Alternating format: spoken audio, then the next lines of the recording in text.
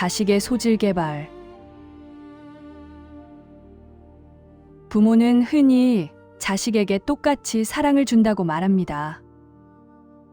하지만 실제 삶에서는 그렇지 않습니다. 10손가락을 깨물면 모두 아프지만 아픔의 깊이는 서로 다르듯 부모가 자식에게 쏟는 에너지에도 질량의 차이가 존재합니다. 그 차이는 의도해서 생기는 것이 아니라 부모 스스로 인식하지 못한 채 자연스럽게 만들어집니다. 질량이 크다는 것은 자식에게 지식과 분별력, 삶을 바라보는 안목을 길러주는 에너지입니다. 반면 먹을 것을 주고 편안하게만 해주는 것은 질량이 가장 작은 에너지입니다. 부모가 위에서 풀지 못한 에너지는 아래로 흘러가고 그 결과 막내에게 더 많은 사랑이 쏟아지는 것처럼 보이기도 합니다. 그러나 그것은 의도적인 사랑이 아니라 남은 에너지가 흘러간 결과일 뿐입니다. 부모가 자식에게 쓴소리하고 말은 적어도 삶으로 가르치려 애쓰는 것. 그것이 바로 큰 질량의 에너지를 주는 행위입니다. 자식은 그 질량의 크기를 알아보고 그에 합당한 가치를 인정할 줄 알아야 합니다. 이 원리를 모르기 때문에 가족 안에서도 사회에서도 관계에 혼란이 생깁니다. 자식의 진로를 정할 때도 마찬가지입니다. 돈을 잘 버는 직업만을 기준으로 선택하는 것은 시대의 겉모습만 보는 얕은 판단입니다. 진짜 기회는 지금 인기 있는 분야가 아니라 앞으로 사회가 무엇을 필요로 하게 될지를 내다볼 수 있는 안목에서 나옵니다. 그 흐름을 읽고 준비한 사람만이 큰 일을 감당할 수 있는 인물이 됩니다. 이러한 안목은 부모가 먼저 배우고 갖추어야 자식에게 전해질 수 있습니다. 부모가 모르는 영역은 자식에게서도 발견할 수 없습니다. 그래서 부모가 모를 때는 아는 사람의 도움을 받는 것이 필요합니다. 전문가의 조언을 통해 자식의 소질을 찾는 것은 무능이 아니라 지혜입니다. 다만 그 도움에는 반드시 정성과 책임이 함께 따라야 합니다. 에너지는 받은 만큼 반드시 갚아야 합니다. 누군가의 도움으로 성장했다면 그 질량은 사회에 기여하는 삶으로 되돌려야 합니다. 돈으로 계산할 수 없는 문제 하나를 풀어주는 것, 그것이 가장 큰 보답이 될 수 있습니다. 결국 자식의 소질을 살리는 길은 부모가 먼저 배우고 넓고 깊은 시야를 갖추는 데서 시작됩니다. 그렇게 길러진 자식은 개인의 성공을 넘어 세상에 이로운 존재로 자라게 됩니다.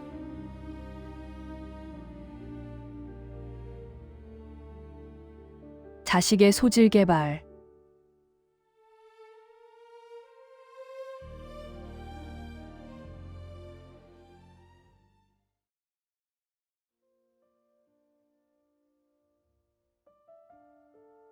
조상영혼 제도.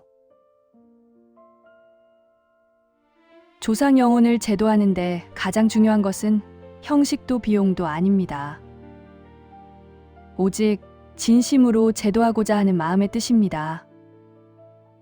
돈을 주고 누군가에게 맡긴다고 해서 조상 제도가 이루어지는 것은 아닙니다. 조상을 위한 모든 행위는 자손인 내가 직접 마음을 담아할 때 비로소 의미가 생깁니다. 술을 올리고 절을 하는 것도 마찬가지입니다. 형식이 중요한 것이 아니라 그 순간 내 마음이 얼마나 정중하고 바른가가 본질입니다. 산소와 묘지는 단순히 관리의 대상이 아닙니다. 그곳은 자손이 조상을 떠올리고 자신의 삶을 돌아보며 가족의 존엄성과 삶의 방향을 정리하는 자리입니다. 직접 찾아가 풀을 베고 머무는 그 과정 자체가 공부이자 수행입니다.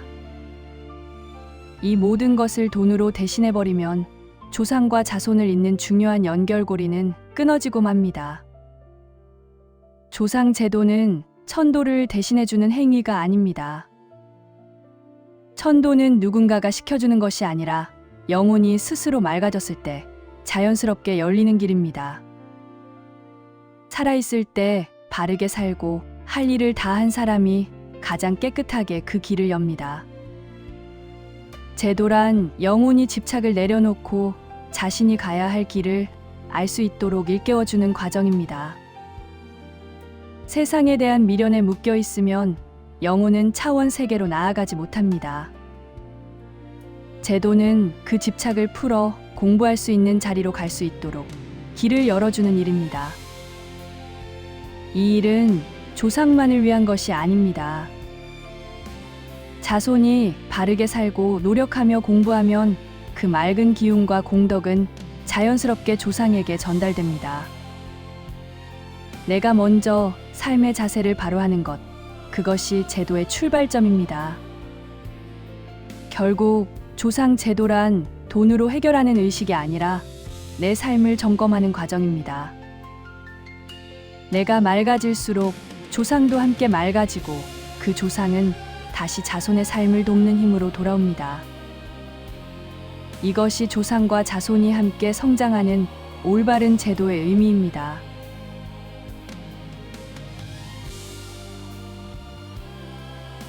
조상 영혼 제도.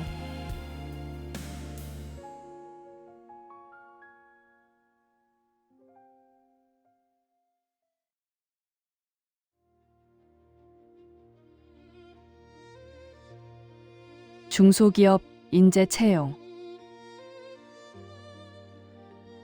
요즘은 좋은 인재가 안 온다. 들어와도 금방 그만둔다. 중소기업을 운영하면서 이렇게 느끼는 분들이 많습니다. 하지만 이 문제를 연봉이나 젊은 세대의 문제로만 볼 일은 아닙니다. 그보다 먼저 돌아봐야 할 것은 지금 우리 회사가 감당할 수 있는 질량이 어디까지인가입니다. 회사 준비는 그대로인데 그보다 훨씬 큰 사람을 기대하고 있다면 그 자리는 애초에 맞지 않는 자리입니다. 사람은 갈 수 있는 자리가 마련되면 정확하게 옵니다. 사람이 안 오는 이유는 젊은 세대가 문제가 아니라 그들이 올 수 있는 자리로 회사가 준비되어 있지 않기 때문입니다. 직원이 떠나는 이유도 마찬가지입니다.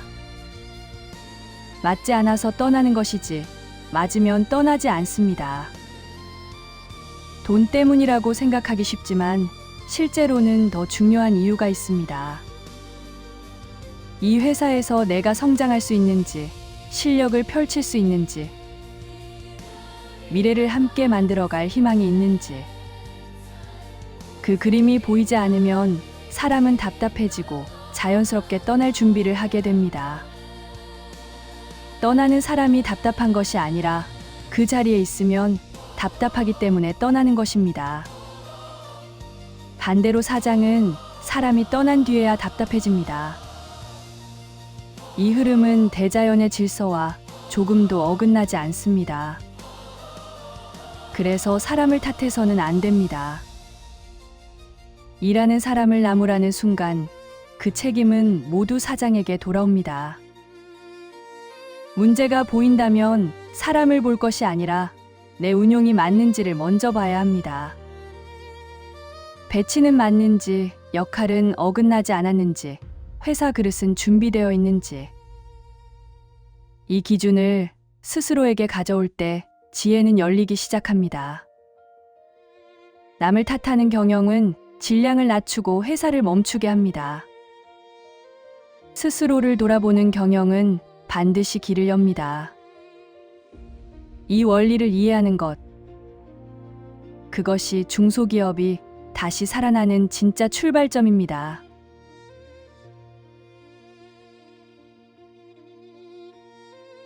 중소기업 인재 채용.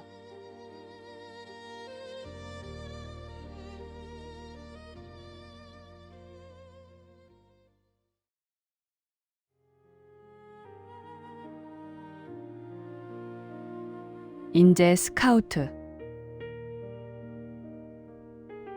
회사를 위해 인재를 데려왔다고 생각했는데 기존 직원들이 그 사람의 말을 따르지 않는다면 먼저 직원들을 탓하기 전에 한 가지를 돌아봐야 합니다. 정말 인재를 데려온 것이 맞는가 하는 점입니다. 인재란 단순히 똑똑하거나 경력이 화려한 사람이 아닙니다. 지금 회사의 현실을 정확히 이해하고 현재 단계보다 딱 한 단계 위를 보며 사람들과 함께 올라갈 수 있는 사람이 진짜 인재입니다. 조직의 수준보다 너무 높은 단계에 있는 사람을 데려오면 아래 직원들과 호흡이 맞지 않습니다. 결국 그 사람은 고립되고 실력을 발휘하지 못한 채 조직 안의 갈등만 남기게 됩니다. 이 경우는 직원이 문제인 것이 아니라 맞지 않는 사람을 데려온 선택 자체가 문제입니다. 진짜 인재는 아무 회사에나 쉽게 오지 않습니다. 스카우트 제안을 받으면 바로 결정하지 않고 회사 구조와 사람들, 분위기와 가능성을 먼저 살펴봅니다. 자신이 들어가서 성공할 수 있는지, 사람들을 실제로 이끌 수 있는지를 계산합니다. 그리고 필요하다면 조건을 제시하고 그 조건이 맞지 않으면 과감히 거절합니다. 자기 가치와 책임을 분명히 알기 때문입니다. 사람을 이끈다는 것은 억지로 누르거나 명령하는 일이 아닙니다. 실력이 있으면 굳이 말하지 않아도 조직은 자연스럽게 움직이게 됩니다. 내부 인력을 키워 승진시키는 방식은 안정적이지만 큰 변화와 혁신이 필요한 시점에는 한계가 있습니다. 조직 안에 없는 생각과 재료가 필요할 때는 외부 인재를 통해서만 변화가 시작됩니다. 같은 재료로는 다른 결과를 만들 수 없기 때문입니다. 인재 영입은 유명한 이력이나 과거 성과로 결정할 일이 아닙니다. 이 회사의 현실과 사람들, 그리고 앞으로 가야 할 방향에 맞는지 깊이 보고 판단해야 합니다. 결국 인재 문제는 직원의 태도 문제가 아니라 대표가 사람을 보는 눈의 문제입니다. 이 기준이 바로 설 때 조직은 불필요한 갈등 없이 제대로 성장할 수 있습니다.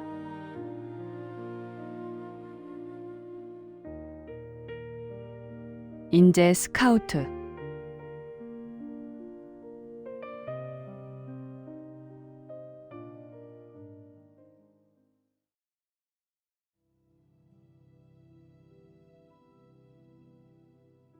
해맞이 손님을 맞이하는 자세. 해마다 새해가 되면 많은 사람들이 해맞이하러 동해로 모입니다. 이 현상은 단순한 유행이나 관광이 아니라 시대의 흐름과 깊이 연결된 움직임입니다. 하지만 그 의미를 알지 못한 채 사람만 모이는 해맞이는 자칫 사고를 부르고 사회의 에너지를 소모하는 행사로 끝날 수 있습니다. 사람에게 가장 중요한 자산은 돈이 아니라 시간입니다. 뜻없이 시간을 쓰는 순간 인생의 가치는 조금씩 흩어집니다. 인간은 이 세상에 의미 있는 삶을 살기 위해 태어났습니다. 젊을 때 자신을 갖추고 노력해 나이가 들면 사회와 인류를 위해 역할을 남기고 떠나는 것. 그것이 인간 삶의 본래 목적입니다. 그래서 해맞이는 단순히 해를 보는 행사가 아니라 나는 어떤 삶을 살 것인가를 스스로에게 묻고 다짐하는 시간이 되어야 합니다. 사람들이 동해로 모이는 이유는 이곳이 큰 기운을 품은 자리이기 때문입니다. 땅의 기운이 이루는 힘이라면 동해 바다는 지혜를 여는 기운입니다. 이제 시대는 생존을 넘어 지혜를 펼치고 크게 써야 할 단계로 들어섰습니다. 하지만 큰 기운 앞에서는 그에 맞는 마음가짐이 필요합니다. 개인의 욕심이나 가정의 안녕만을 비는 것은 이 자리와 어울리지 않습니다. 동해에서 해를 맞이한다면 사회와 나라, 인류를 위해 내가 무엇을 할 수 있을지를 생각해야 합니다. 자연에는 분명한 질서가 있습니다. 사적인 바람은 사적인 자리에서, 공동의 뜻은 더 높은 자리에서, 인류를 향한 염원은 가장 높은 자리에서 담아야 합니다. 이제 해맞이는 형식적인 행사가 아니라 삶의 방향을 점검하고 더 큰 사람으로 성장하는 출발점이 되어야 합니다. 해를 보러 오는 패러다임에서 벗어나 동해의 기운으로 스스로를 키우는 패러다임으로 전환할 때 해맞이의 진정한 의미는 비로소 살아나게 됩니다.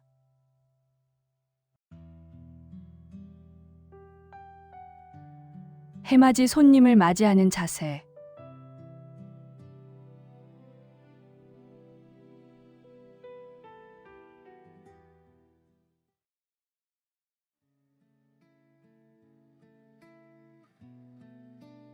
흥룡해.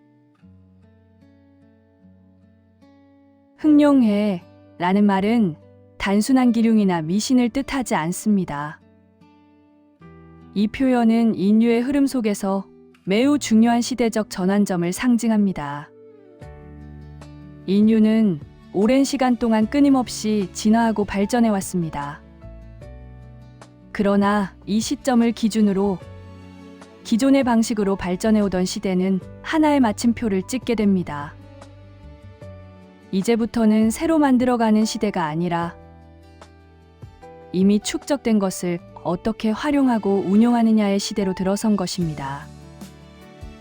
그래서 흥룡에는 단순히 한 해가 아니라 한 시대를 정리하고 다음 시대를 여는 경계선이라 할 수 있습니다. 흥룡, 백호, 백마, 황금돼지와 같은 이름들은 아무 때나 붙여지는 것이 아닙니다.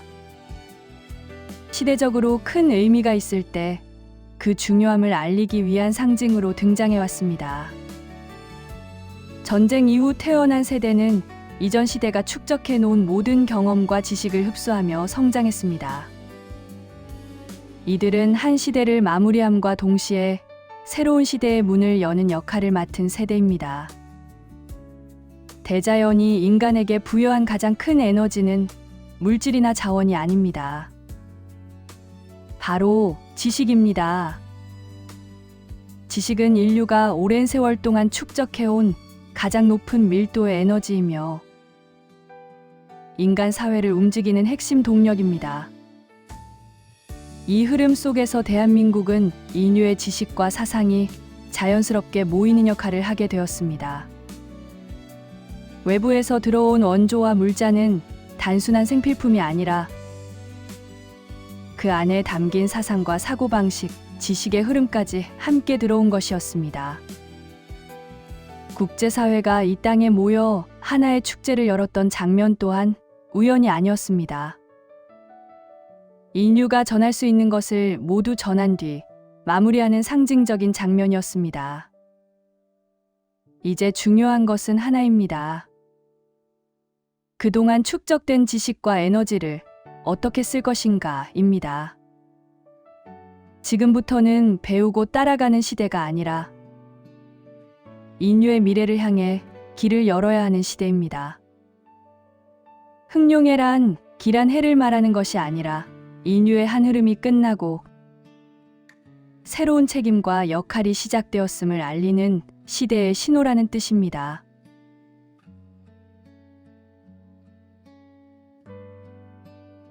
흥룡해.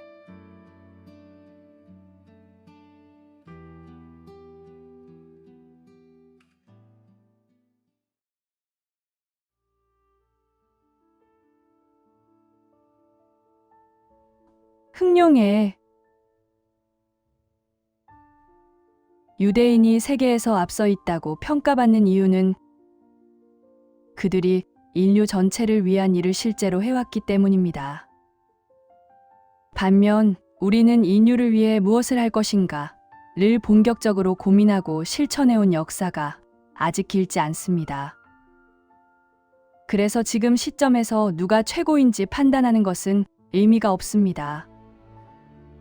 다만 분명한 것은 인류를 향한 시선을 처음으로 갖기 시작한 시점이 있었고, 그 흐름이 본격적으로 열리기 직전까지 충분한 준비와 정리가 이루어진 때가 있었다는 점입니다. 이 시기는 마무리와 정리가 동시에 일어나며 각자가 미뤄두었던 삶의 과제를 정돈하려는 에너지가 강하게 작용하던 시기였습니다. 이런 때가 오면 사람들은 그 해에 특별한 이름을 붙이고 의미를 과장하려 합니다. 하지만 본질은 이름에 있는 것이 아니라 그 시점이 중요한 전환점이기 때문에 자연스럽게 말이 모이는 것입니다. 달력 또한 매년 새로 만들어지는 것이 아니라 아주 오래전에 정해진 틀을 따라 흘러온 것입니다. 그리고 인류가 사용해온 하나의 시간 체계는 그 역할을 마치고 이제 새로운 인식과 책임의 흐름으로 넘어가고 있습니다. 그동안 인류는 서양 중심의 문명과 사고방식 속에서 살아왔습니다. 그러나 이제 그 역할이 마무리되고 시대의 중심은 동쪽으로 옮겨오고 있습니다. 나무로 비유하면 가지의 역할이 끝나고 줄기를 지나 뿌리가 힘을 쓰는 시기입니다. 해가 뜨는 동쪽, 그 뿌리의 자리에서 새로운 시대의 기운이 올라오고 있는 것입니다. 앞으로의 시대는 새로 만들어내는 시대가 아니라 이미 쌓아온 지식과 기술을 바르게 쓰는 시대입니다. 속도와 경쟁이 아니라 운용의 방식이 삶의 질을 결정합니다.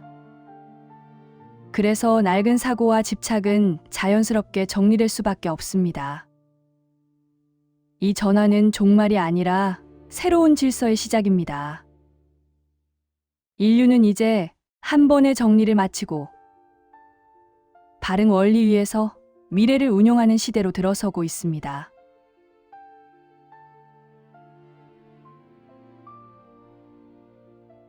흑룡의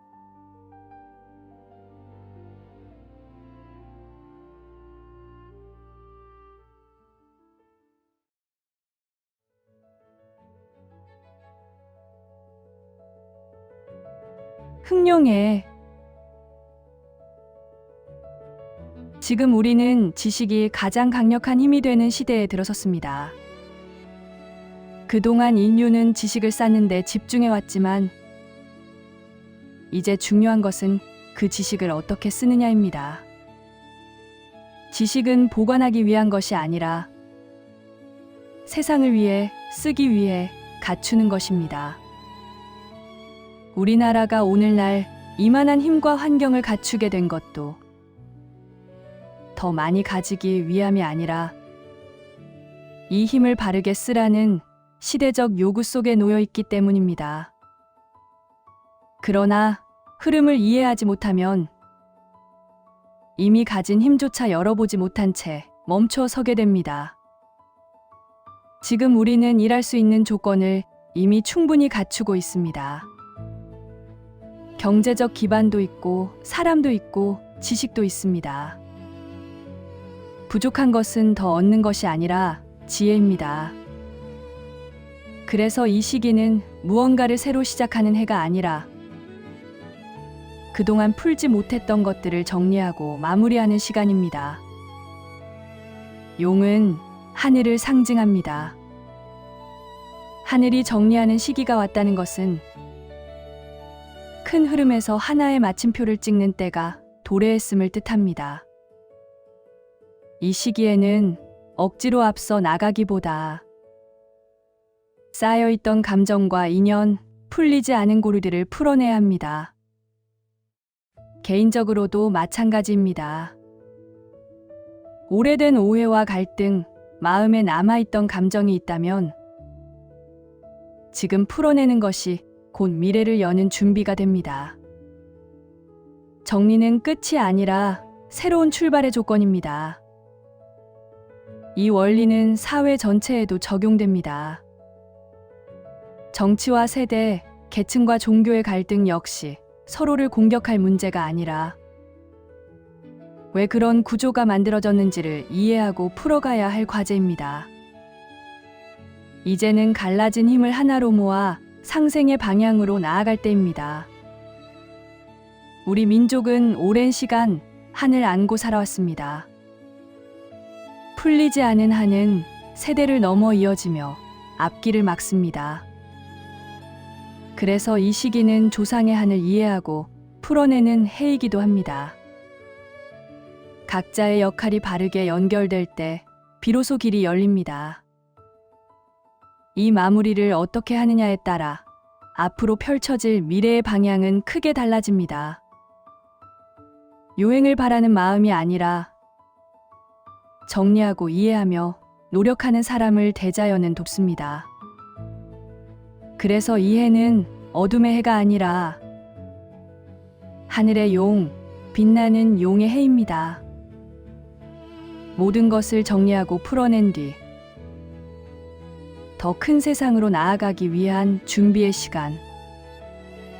지금 우리는 새로운 설계의 출발선에 서 있습니다.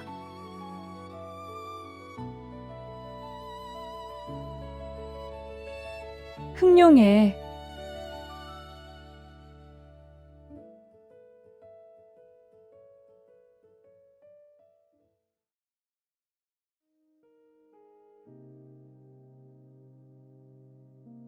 올해는 서쪽으로 이사하면 좋다는데 해가 바뀌면 어느 방향으로 이사해야 좋다는 말들이 많지만 그것을 절대적인 기준으로 따를 필요는 없습니다. 과거에는 사람마다 타고난 사주와 이동수가 정해져 있었고 그 흐름을 거스르면 어려움을 겪는 시대였습니다. 자연과 보이지 않는 힘이 사람의 삶을 이끌던 시절이었기 때문입니다. 그 시절에는 정해진 때에 정해진 곳으로 움직이며 그 안에서 해야 할 일을 해낼 때 보호받을 수 있었습니다. 마치 부모가 어린 자식을 손잡고 이끌어 주듯 보이지 않는 질서가 사람을 인도하던 시대였습니다. 그 흐름을 벗어나면 보호가 거두어지고 스스로 험한 기운 속에 노출되며 고통을 겪게 되곤 했습니다. 하지만 이제 그 시대는 끝나가고 있습니다. 사람에게 필요한 지식이 이미 충분히 열렸고 스스로 판단하고 책임질 수 있는 힘을 갖추는 시대로 넘어왔습니다. 더 이상 신이나 사주가 삶을 대신 이끌어주는 것이 아니라 사람이 직접 삶을 운용해야 하는 시대가 열린 것입니다. 이제는 방향이나 날짜에 집착하기보다 내가 왜 움직이는지, 그 선택에 어떤 의미와 책임이 따르는지를 아는 것이 더 중요합니다. 과거처럼 서쪽이 좋다는 말만 듣고 움직이는 것이 아니라 그곳에서 어떤 일을 하게 되고 무엇을 배우고 어떤 역할을 감당해야 하는지를 스스로 이해해야 합니다. 앞으로의 시대에는 마음이 끌리는 곳으로 가되 혼자 결정하지 말고 사람과 사람 사이의 의논을 가장 우선으로 삼아야 합니다. 부부라면 부부가 먼저 충분히 이야기하고 가족이 있다면 가족과 함께 뜻을 모아야 합니다. 그렇게 합의된 선택이라면 날짜를 따지지 않아도 방위를 보지 않아도 자연이 돕게 됩니다. 중요한 것은 완벽함이 아니라 합의입니다. 서로 충분히 나누고 뜻을 모은 결정에는 비록 미흡함이 있더라도 흐름이 막히지 않습니다. 반대로 혼자만의 판단이나 욕심으로 밀어붙인 선택은 쉽게 흔들리게 됩니다. 이제는 무엇을 하든 신에게 부탁하기보다 내 곁에 있는 가장 가치 있는 사람들과 먼저 의논해야 합니다. 사람과 사람 사이에서 합의가 이루어진 일에는 자연의 힘이 함께 작용합니다. 이것이 앞으로 열리는 사람의 시대, 인본의 시대의 질서입니다. 이사 역시 마찬가지입니다. 가족이 함께 의논하여 뜻을 모았다면 편리한 날을 정해 움직이면 됩니다. 중요한 것은 방향이나 길 일이 아니라 함께 책임질 준비가 되어 있는 선택인가 하는 점입니다. 이러한 흐름은 이미 시작되었고 앞으로는 더욱 분명해질 것입니다. 이제는 외부의 기준에 끌려다니는 삶이 아니라 사람과 사람 사이의 합의와 책임으로 삶을 운용하는 시대가 열리고 있습니다.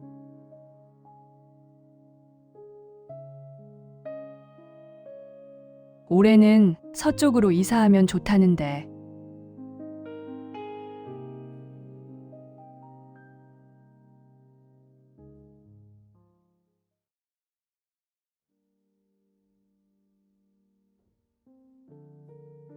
올해는 서쪽으로 이사하면 좋다는데 이제는 신에게 무언가를 달라고 비는 시대가 아니라 사람 스스로가 삶을 운영하는 시대가 열리고 있습니다. 내가 서 있는 자리에서 바르게 살고 바른 판단을 하고 사람들과 의논하며 합의를 이루는 그 자체가 이미 하늘에 고하는 행위가 됩니다. 그때 대자연은 인간이 한 올바른 합의를 보고 스스로 돕습니다. 잘못된 삶을 그대로 두고 절이나 교회에 가서 빌기만 한다고 해서 이루어지는 일은 더 이상 없습니다. 앞으로는 그런 방식으로는 아무 일도 풀리지 않습니다. 기도란 무작정 부탁하는 것이 아니라 내가 무엇을 잘못했고 무엇을 바로잡으려 하는지를 먼저 살피고 그렇게 노력하겠다는 마음을 마지막으로 올리는 것입니다. 교회나 절은 소원을 비는 장소가 아니라 삶의 원리를 배우고 서로의 경험을 나누며 의논하는 곳입니다. 각자가 살아오며 겪은 문제와 깨달음을 함께 나누고 무엇이 부족했는지를 돌아보며 앞으로 어떻게 바르게 살아갈지를 정리하는 회합의 자리입니다. 그렇게 정리한 뒤에 하늘에 고하면 그 마음과 방향을 보고 돕는 것입니다. 이러한 일은 특정한 장소에서만 할 수 있는 것이 아닙니다. 가정에서도 할 수 있고 이웃끼리도 할 수 있으며 어디든 하늘이 없는 곳은 없습니다. 배우려는 마음으로 사람을 만나고 삶을 바르게 고치려는 노력을 할 때 그 자리가 곧 법당이 됩니다. 병이 들거나 일이 막힐 때도 마찬가지입니다. 무조건 고쳐달라고 빌 것이 아니라 왜 그런 일이 생겼는지 원인을 살피고 삶을 돌아봐야 합니다. 혼자 풀기 어려우면 가르침이 있는 곳을 찾아가 이유를 묻고 공부하며 방향을 바로잡아야 합니다. 마음과 삶의 매듭이 풀렸을 때 올리는 한마디가 참된 기도입니다. 앞으로는 맹목적으로 비는 사람이 오히려 혼나는 시대가 됩니다. 인간은 이제 충분히 성장했고 비굴하게 빌며 사는 존재가 아니라 서로를 존중하며 의논할 줄 아는 존재로 살아가야 합니다. 옆 사람을 무시하지 않고 함께 결정할 줄 아는 사람은 스스로 하늘의 도움을 받게 됩니다. 이제는 어디에 끌려다니지 말고 맹신하지 말고 스스로 행위에 책임지는 삶을 살아야 합니다. 잘못된 행위는 결국 자신이 혼난다는 사실을 알고 빠르게 돌아보고 고칠 줄 아는 사람으로 서야 합니다. 이것이 앞으로의 시대를 살아가는 인간의 자세입니다.